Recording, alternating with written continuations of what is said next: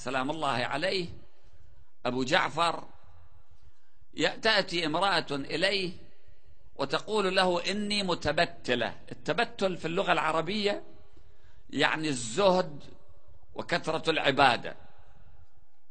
تقول إني متبتلة. فقال الإمام سلام الله عليه: وما التبتل عندك؟ شنو التبتل عندك؟ قالت: لا أريد التزويج أبدا، أريد أتفرغ للعبادة، أتفرغ للدعاء، أتفرغ للصلاة، فما أريد الزواج أبدا. فقال لها: ولم؟ ليش ما تريدين تتزوجين؟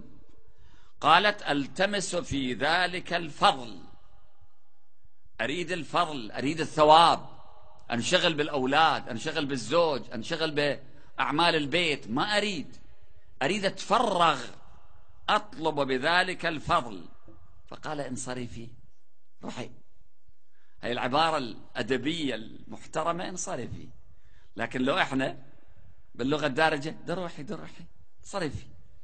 فلو كان في ذلك فضل، لو كان في عدم التزويج فضل، لكانت فاطمة سلام الله عليها أحق به منك. إنه ليس أحد يسبقها إلى الفضل.